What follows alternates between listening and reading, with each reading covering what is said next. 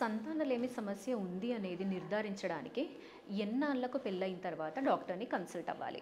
ఈ విషయం గురించి మనం ఈరోజు మాట్లాడుకుందాము. హలో అండి, నేను doctor Maitreyi, fertility expert, Maitrisri fertility centre, Hyderabad. So నార్మల్గా సంతానలేమి సమస్య ఉంది అనడానికి దాని డెఫినేషన్ అన్నట్టుగా ఏమంటామంటే, పెళ్ళయిన తర్వాత సంవత్సరం పాటు రెగ్యులర్గా ట్రై చేసుకొని at the end of 1 year pregnancy అనేది రావడం లేదు అంటే అప్పుడు సంతానలేమి సమస్య ఉందన్నట్టుగా నిర్ధారిస్తాము. కానీ ఈ 1 ఇయర్లో వాళ్ళు ట్రై చేసుకునేటప్పుడు ఎటువంటి కాంట్రసెప్షన్ అనేది వాడకూడదు. అలాంటప్పుడే 1 ఇయర్ అన్నట్టుగా కన్సిడర్ చేస్తాము. తర్వాత వచ్చేసి మ్యాక్సిమం మోస్ట్ ఆఫ్ ద కపుల్స్కి ఈ 1 ఇయర్లో కన్సెప్షన్ అనేది వస్తుంది.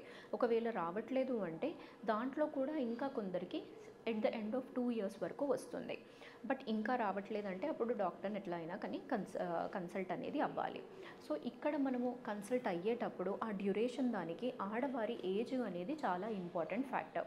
ఏజ్ గ్రూప్ అనేది 30 to 35 మధ్యలో అనేది ఉంటుంది అంటే అప్పుడు 1 ఇయర్ వరకు వెయిట్ చేయొచ్చు. ఒకవేళ 35 అనేది దాటుతుంది, ఆ గ్రూప్లో వస్తుంది అంటే మాత్రము అప్పుడు 6 నెలల పాటు ట్రై చేసుకొని ప్రెగ్నెన్సీ అనేది రావట్లేదంటే డెఫినెట్గా డాక్టర్ని కన్సల్ట్ అవ్వాలి.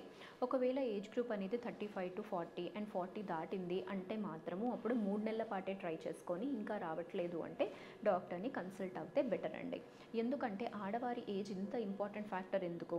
నేచర్ ప్రకారము ఎప్పుడైనా వయసు అనేది పెరిగినప్పుడు అప్పుడు ఆటోమేటిక్గా ఎగ్ నంబరు అనేది తగ్గిపోతుంది. ఎగ్ నంబర్ అనేది తగ్గుతుంది అన్నప్పుడు ఫర్టిలిటీ పొటెన్షియల్ తగ్గుతుంది. సో ఇందుకే ఫర్టిలిటీ పొటెన్షియల్ అనేది ఎప్పుడు ఎక్కువగా ఉంటుంది ఆడవారికి అంటే ఎర్లీ 20sలో ఉన్నప్పుడు. అప్పుడే ఫర్టిలిటీ పొటెన్షియల్ ఎక్కువగా ఉంటుంది. వాళ్ళు ట్రై చేసినప్పుడు ప్రెగ్నెన్సీ వచ్చే ఛాన్సెస్ అనేవి చాలా హయ్యర్ సైడ్ ఉంటాయి. అదే 30sలో అనేది డిక్రీజ్ అవుతుంది. అదే 40sలో అంటే ఇంకా డ్రాస్టికల్గా డిక్రీజ్ అవుతుంది. అందుకే ఏజ్ గ్రూప్ అనేది చాలా ఇంపార్టెంట్. అండ్ ఇంకొక క్వశ్చన్ ఏంటి, మగవారికి ఎప్పటి వరకు నార్మల్గా చూసుకోవచ్చు అండ్ ఎప్పుడు డాక్టర్ని కన్సల్ట్ అవ్వాలి? ఈ ఏజ్ అనేది మగవారిది కూడా ఇంపార్టెంట్. 35 వరకు అనేది వాళ్ళు చూడొచ్చు. ఒకవేళ 35 తర్వాత అంత త్వరగా ప్రెగ్నెన్సీ అనేది రావడం లేదు అంటే ఎందుకు అనేది వాళ్ళు కూడా కన్సల్ట్ అయ్యి చూపించుకోవాల్సిన అవసరం అనేది ఉంటుంది. అండ్ మగవారిలో కౌంట్ అనేది నార్మల్గా 35-40 వరకు కూడా బాగానే ఉంటుంది. దాని తర్వాత వాళ్ళల్లో కూడా కొన్ని ప్రాబ్లమ్స్ అనేవి స్టార్ట్ అవుతాయి.